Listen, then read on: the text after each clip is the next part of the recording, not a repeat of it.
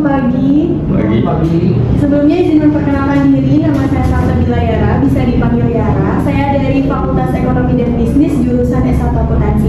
Nah, di sini saya dengan tim saya ini mau mewawancarai terkait usaha yang dijalani Om saat ini, yaitu barbershop. Nah, di sini saya juga bersama rekan saya, boleh memperkenalkan diri. Oke, nama saya Adrian dari 221 tahun 0312. Oke, Om boleh perkenalkan diri dulu, Om sebagai apa?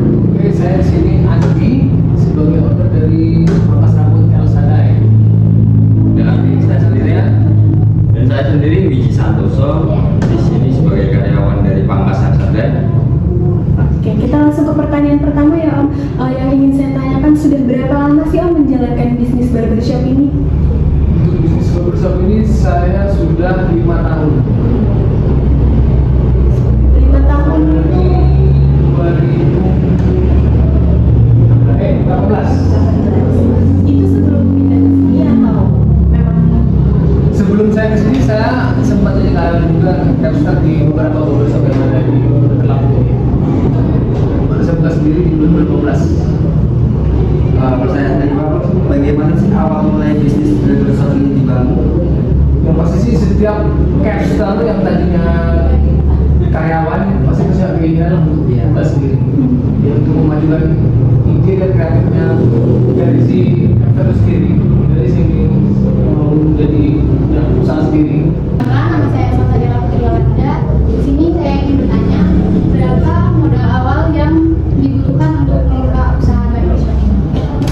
Sebenarnya sih kalau dibilang modal awal ya, awal mula saya buka itu modalnya dulu cuma 15 juta, tapi belum bentuknya sebelum seperti ini. Nah, menjadi bentuk seperti ini kayak kursi jadi 3 dan bentuk kursi jadi seperti ini tuh kita ada prosesnya.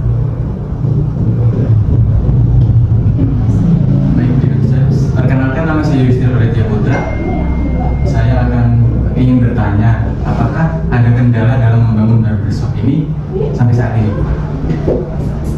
Kalau kendala itu ya karena saya di sini sebagai owner, kendala buat saya itu dari SDM-nya ya, SDM-nya untuk capster yang itu gabung di Pangkas ini. Dan supaya membangunnya lebih sampai sekarang, intinya sih ikuti model trennya rambut sekarang lah, ikuti terus gitu loh. Jadi jangan memotong itu aja. Saya ketinggalan. Iya, seperti tinggalan lah yang pasti.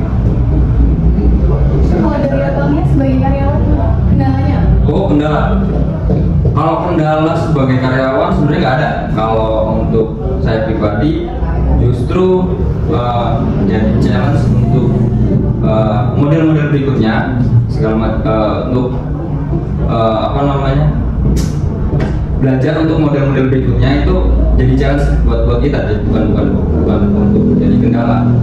Terus paling kalau untuk permintaan customer yang rumit segala macam itu hal yang wajar, bukan kendala dari kami juga. Itu tantangan malah. Iya, challenge di kita. Sebelumnya izin perkenalkan diri, nama saya Cindy Apniani dan saya bersama rekan saya. Perkenalkan, nama saya Niputu Ditya Kalista Putri. Nah, tadi saya ingin bertanya Om, ada berapa banyak sih karyawan yang bekerja di sini dan bagaimana sih caranya menggaji karyawan tersebut? Sebentar ini masih satu karyawan. Cara gajinya saya di sini sistemnya bagi hasil 50. Tapi yang dikerjakan si capster sendiri, bukan yang punya owner juga dicampur sebagai dua, enggak. Jadi berapa satu hari itu si capster ini dapat duit, itu yang bagi hasil. Contohnya dia satu hari dapat 15 kepala untuk dewasa semalam kali 20.000 berarti 300.000. Nah, dibagi dua lah sama si owner, jadi 150 sama. Nanti yang dari ownernya sendiri kan? Enggak. Selanjutnya tanya dari rekan saya. Di sini saya mau bertanya, barbershop ini ramainya pada hari-hari seperti apa ya Om? Dan berapa banyak sih pelanggan yang datang pada saat hari-hari ramai seperti itu? Kalau seperti ini kita ramainya biasanya di weekend ya. Cuman sekarang sih ada rezeki ya, yang pasti weekend lah. Kalau per harinya ada berapa kepala? Kalau weekend bisa berapa? 20 kepala Per orang. per capser. Per capster. Kalau untuk weekend standarnya 15. Jadi itu direct. weekend bisa 20-an, kita standarnya bisa 15 sampai 20. Kalau misalnya kayak lebaran itu kan pasti Ramadan itu kan pasti bakal. Nah, kalau untuk mau ke Ramadan sih, jadi macam ada nggak sama sih semua ya. Kalau bisa dibilang itu momennya si bidang jasa consulting salah satunya, kayak di momen lebaran sama momennya masuk sekolah. Itu paling banyak berapa kalau dalam momen seperti itu? Bisa sampai 25 lebih lah sampai sama.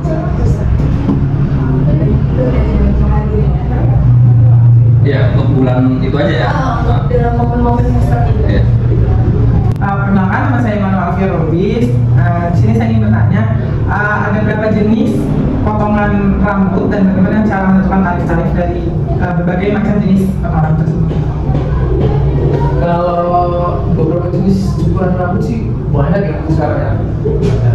Dari sekarang juga dan tarifnya kebetulan saya di sini memang semi barber, jadi tarifnya itu dibedaannya bukan dari mulai cukuran, jadi kita bedaannya dari si dewasa sama anak gitu.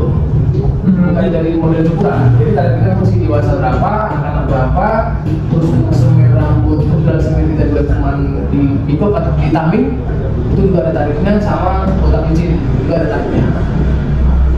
Berarti dapat disimpulkan dari berbagai macam jenis potongan rambut tidak menentukan harga, tetapi harga ditentukan berdasarkan tentang usia, dewasa maupun anak-anak. Ya.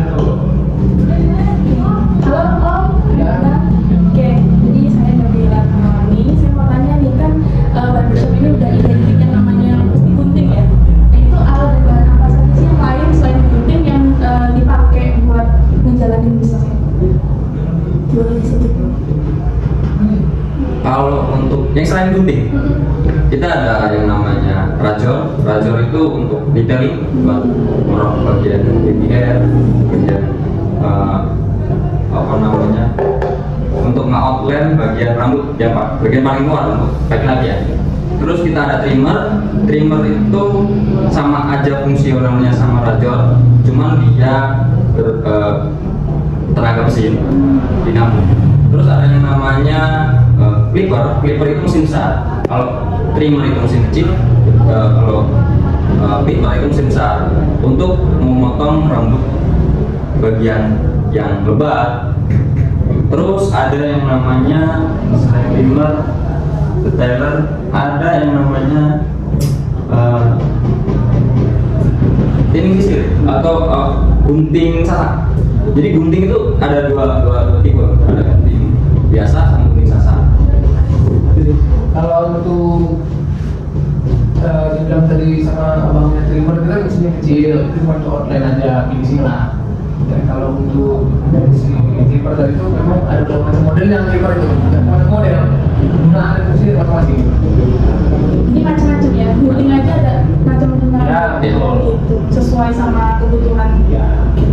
Perkenalkan, saya Fatul Permana dan ini rekan saya Bibit Ajasari dan Anissa. Di sini saya mau bertanya, Bang, gimana sih caranya menarik pelanggan di barbershop ini? Terus gimana juga caranya buat bersaing sama barbershop lain? Oh itu soal strategi marketing ya si bos. Ya gimana tuh? Kalau untuk strategi barbershop ini sih sebenarnya sih kembali ke capsule masing-masing ya. Yang pasti kita harus ikutin tren-tren sekarang gitu untuk anak mudanya. Terus itu bapak-bapak kan tahu sendiri sih, kalau bapak-bapak kan ya generasi tua lah ya. Ya itu kembali ke edukasi kita sama pelanggan. Terus cara kerja kita supaya narik pelanggan itu supaya mau lagi produk itu sih komunikasi lah yang pasti, sama kelembutan cara kita bekerja lah. Kalau bersaing sama yang lain? Untuk bersaing sama yang lain itu sebenarnya bukan bersaing mas, kalau dunia barber ini nggak bisa dibilang bersaing. Kembali ke fasilitas dan kenyamanan barber itu sendiri. Yang bersaing sama teman itu nggak bisa bilang bersaing. Itu ide kreatif masing-masing sih punya berbeda. Jadi di sini ditingkatin kualitasnya gitu. Jadi, Nah kualitas fasilitas pasti. Baik, Om, di sini saya akan bertanya, apa prospek yang diharapkan barbershop ini ke depannya? Prospeknya sih yang pasti ya manusiawi ya, pengen lebih maju, lebih Cabang banyak. yang pasti cabang, yang pasti di gimana caranya biar dikenal di sama banyak orang ya. Oke, kalau aku lanjut nanya ya. Nggak ada, setiap dari kita yang menjalankan profesi itu kan pasti ada resikonya kan. Nah, apalagi kayak barbershop ini kan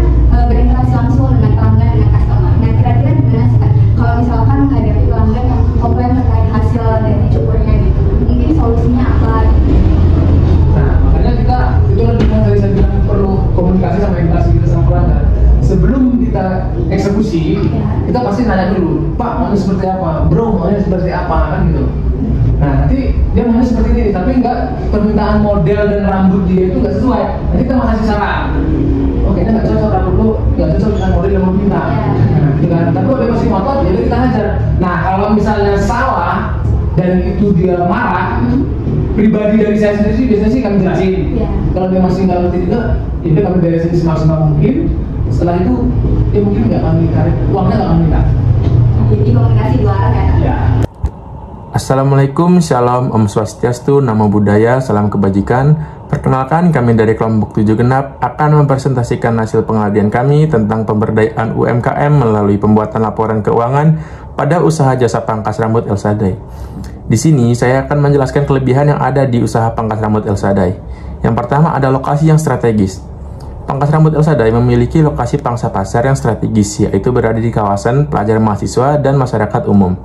Yang kedua ada inovatif dan responsif. Owner pangkas rambut El Sadai menyadari bahwa kebutuhan untuk inovasi dan kepekaan terhadap perubahan tren dan kebutuhan pasar penting sehingga usaha dapat beradaptasi lebih cepat dengan perubahan yang terjadi. Yang ketiga ada keterampilan pemilik. Pemilik pangkas rambut ini mempunyai latar belakang yang cukup lama di bidangnya, sehingga dapat menjamin kualitas pelayanan yang tinggi, sehingga para pelanggan mempunyai daya tarik yang cukup tinggi ke pangkas rambut El Sadai. Yang keempat ada manajemen keluarga. Pangkas rambut El Sadai memberikan nuansa yang nyaman, sehingga dapat menciptakan kepercayaan dan hubungan yang lebih kuat dengan pelanggan. Di sini saya akan menjelaskan kelemahan yang dimiliki oleh usaha pangkas rambut El Sadai. Yang pertama, persaingan digital. Teknologi digital yang semakin berkembang membuat tingkat persaingan di platform digital menjadi tinggi, sehingga persaingan online ini cukup sulit diatasi. Kemudian yang kedua, usaha lain lebih inovatif. Banyak usaha pangkas rambut yang menawarkan jasa seperti pijatan setelah pangkas dan memberi makanan dan minuman setelah melakukan pangkas. Kemudian yang ketiga yaitu susah mencari karyawan yang handal. Kurangnya keterampilan karyawan yang dimiliki oleh pangkas rambut El Sadai menjadi kelemahan sekaligus tantangan bagi pemilik agar melatih karyawan-karyawan yang dimilikinya untuk dapat menyesuaikan permintaan pelanggan. Kemudian yang keempat, potensi kerugian yang lebih besar. Usaha pangkas rambut memiliki potensi kerugian yang cukup tinggi jika dalam sehari hanya mencukur 1-2 orang, karena pendapatan yang diperoleh hanya dihabiskan untuk membayar tempat sewa saja. Baik, langsung saja di sini saya akan membacakan laporan posisi keuangan pangkas rambut El Sadai untuk periode waktu yang berakhir pada tanggal 31 Oktober 2023. Dengan melihat laporan posisi keuangan, maka akan memberikan gambaran singkat tentang aset, kewajiban, dan ekuitas dari usaha pangkas rambut El Sadai. Yang pertama adalah aset. Aset terbagi dalam dua jenis, yaitu aset lancar dan aset tetap. Aset lancar meliputi kas, perlengkapan, dan sewa dibayar di muka, sedangkan aset tetap yaitu seperti peralatan. Adapun total aset usaha pangkas rambut El Sadai dapat dilihat pada laporan posisi keuangan. Berikut laporan posisi keuangan pada periode September dan periode Oktober. Total aset pada periode September yaitu sebesar 16.151.500, sedangkan total aset pada periode Oktober yaitu sebesar 18.131.000. Hal tersebut terdapat perbedaan dipengaruhi oleh kas, perlengkapan, sewa dibayar di muka, dan peralatan. Selanjutnya adalah kewajiban, yaitu mencakup hutang dan tanggung jawab dari usaha tersebut. Namun, pada laporan posisi keuangan baik periode September maupun periode Oktober tidak terdapat kewajiban. Yang terakhir adalah ekuitas. Ekuitas untuk periode September yaitu sebesar 16.151.500, sedangkan untuk periode Oktober yaitu 18.131.000. Baiklah, itu tadi informasi yang terdapat pada laporan posisi keuangan pangkas rambut El Sadai.